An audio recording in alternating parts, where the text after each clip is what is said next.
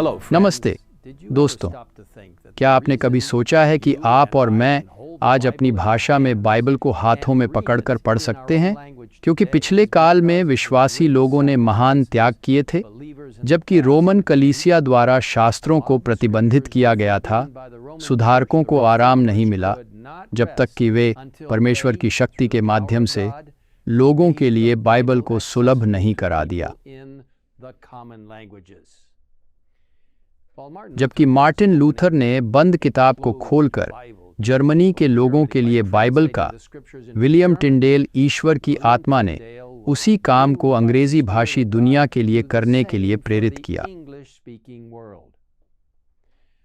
200 से अधिक साल पहले वाइक्लिफ की बाइबल को लैटिन पाठ से अनुवादित किया गया था। हस्तलिखित प्रतियां इतनी महंगी थीं कि केवल बहुत धनी लोग ही उन्हें खरीद सकते थे। 1516 में डच धार्मिक विद्वान एरास्मस ने अपना प्रसिद्ध ग्रीक नया नियम प्रकाशित किया, जो जर्मन और अंग्रेजी में बाइबल के अनुवाद को उत्पन्न करने में मार्टिन लूथर और विलियम टिंडेल के काम का मानक बन गया। टिंडेल एक मेहनती छात्र, एक प्रतिभाशाली भाषाविद। उन्होंने ग्रीक नया नियम पढ़कर सुसंगतता से ईसा मसीह का संदेश सीखा, जो सभी सिद्धांतों को शास्त्रों द्वारा परीक्षण करने को कहते थे। उनका प्रवचन बड़े रुचि का कारण बना। हालांकि पुजारियों ने नज़रबंद रखा था और जैसे ही टिंडेल एक क्षेत्र छोड़ देते और अक्सर उन्हें सफलता मिलती थी।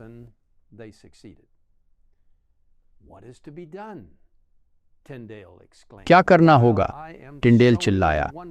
जब मैं एक जगह बोने में लगा हूं तो दुश्मन मेरे छोड़ी हुई खेत को नष्ट कर देता है। मैं हर जगह नहीं हो सकता। फिर महत्वपूर्ण बात समझने पर उन्होंने चिल्लाया, ओह, अगर ईसाई अपनी भाषा में पवित्र शास्त्र प्राप्त करते हैं तो वे इन मिथ्या हेतुवादियों का सामना कर सकते हैं। बाइबल के बिना सत्य को लोकप्रिय करना असंभव है। उस पल से टिंडेल ने अपने मन और हृदय को अंग्रेजी भाषा में पवित्र शास्त्रों का अनुवाद करने पर समर्पित कर दिया। वह अपने काम में गंभीरता से लग गया, पहले नए नियम पुस्तक के साथ शुरुआत करके। जब एक कैथोलिक प्रोफेसर ने उससे कहा, हमें पोप के कानूनों की बजाय परमेश्वर के कानूनों के बिना अच्छा होगा, टिंडेल ने कहा, मैं पोप और उनके सभी कानूनों का मुकाबला करता हूं, और अगर परमेश्वर मेरी जिंदगी बचाए तो कुछ सालों में मैं एक लड़के को ऐसा बना दूंगा जो हल चलाने वाला भी आपसे अधिक।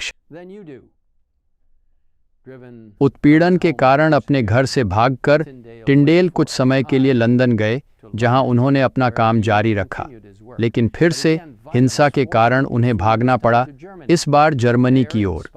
वहां कठिनाइयों के बावजूद उन्होंने अंग्रेजी नया नियम का अनुवाद पूरा किया और 1525 में कोलोन में इसे छापने की कोशिश की। दुर्भाग्य से, हालांकि छपाई शुरू होने के तुरंत बाद छापाखाने पर छापा मारा गया और टिंडेल को अपने नया नियम अनुवाद के केवल आंशिक रूप से छपे होने के साथ वर्म्स शहर की ओर भागना पड़ा। आसानी से हारने वाले में से एक नहीं, टिंडेल ने 1526 में नए प्रकाशन के लिए नया नियम की 3000 प्रतियां प्रकाशित कीं।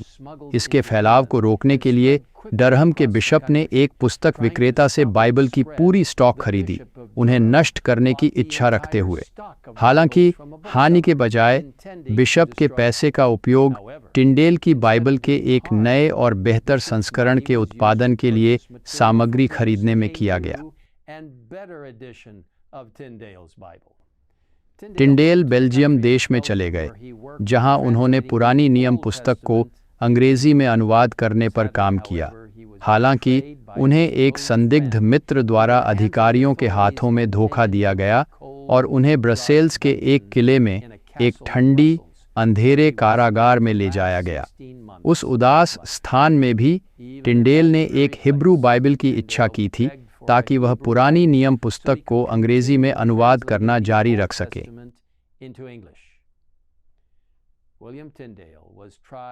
विलियम टिंडेल को विधर्म के आरोप में मुकदमा चलाया गया, उसे दोषी पाया गया और उसे जिंदा जलाने की सजा सुनाई गई। 1526 के शुरुआती अक्टूबर में इस महान ईश्वर के आदमी को ताक पर ले जाया गया, जहां उसे पहले मरने के लिए गला घोंटा गया और फिर उसका शरीर जलाया गया। उनके अंतिम शब्द सुंदर और स्पष्ट थे, हे प्रभु, इंग्लैंड के राजा की आंखें खोलो। इस शहीद की प्रार्थनाएं सिर्फ 3 साल बाद में पूरी हुईं, जब 1529 में राजा हेनरी 8वीं ने इंग्लैंड के हर स्थानीय चर्च में बाइबल रखने की अनुमति दी। हालांकि उनका जीवन 42 वर्ष की आयु में खत्म हो गया, विलियम टिंडेल के सावधानीपूर्वक अनुवाद कार्य ने गहरा प्रभाव डाला है। यह पहला अंग्रेजी बाइबल था जो सीधे हिब्रू और ग्रीक पाठों से लिया गया था और प्रिंटिंग प्रेस का लाभ उठाने वाला पहला अंग्रेजी अनुवाद था। उनके अनुवाद का उपयोग वही बन गया जो द ग्रेट बाइबल के रूप में जाना जाता है और दी बिशप्स बाइबल, दोनों को इंग्लैंड के चर्च द्वारा अधिकृत किया गया। 1611 में किंग जेम्स संस्करण तैयार करने वाले 47 विद्वानों ने टिंडेल के मूल कार्य से व्यापक रूप से इस्तेमाल किया। एक अनुमान के अनुसार किंग जेम्स संस्करण में न्यू टेस्टामेंट 33% टिंडेल के शब्द हैं और पुराना नियम 76%। परमेश्वर ने इस आदमी का उपयोग एक शक्तिशाली तरीके से किया था, जिससे उन्होंने पूरी दुनिया में अंग्रेजी भाषा बोलने वाले देशों में अपने शब्द को फैलाया। सचमुच, प्रकाशित वाक्य 2:10 में दिए गए पाठ को विलियम टिंडेल के जीवन में और सभी व्यक्तियों में लागू किया जा सकता है जो अंत तक वफादार हैं।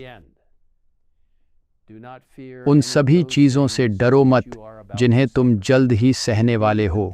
वास्तव में शैतान कुछ तुम्हें कैदी बनाने के लिए तैयार है ताकि तुम परीक्षण के लिए हो और तुम्हें कष्ट होगा।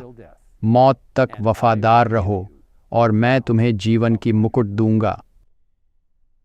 यदि आप इस महान सुधारक के बारे में, तो मैं आपको आज अपनी मुफ्त प्रतिलिपि डाउनलोड करने की सलाह देता हूं। आपको स्क्रीन के नीचे दिखाए गए URL पर दिखाए गए पुस्तक द ग्रेट कंट्रोवर्सी की मुफ्त प्रतिलिपि डाउनलोड करने के लिए।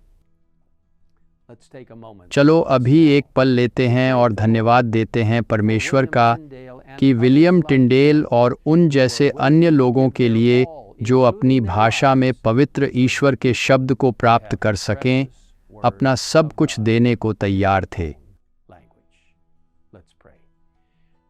स्वर्ग में पिता, धन्यवाद कि आपने इतने समर्पित लोगों को प्रेरित किया जिन्होंने यीशु में सत्य की खोज की, पवित्र शब्द में, जो लिखित शब्द है, जो जीवित शब्द यीशु मसीह की ओर इंगित करता है। अब प्रभु, विलियम टिंडेल और अन्य जैसे लोगों को प्रेरित करने के लिए धन्यवाद। हमें मदद करें कि हम बाइबल पढ़ें, बाइबल में पढ़े गए सिद्धांतों को पवित्र आत्मा की शक्ति के माध्यम से जीवन में उतारें और इस अनमोल शब्द को दूसरों के साथ साझा करें। हमें सुनने के लिए धन्यवाद। यीशु के नाम में हम यह मांगते हैं, आमीन। Amen.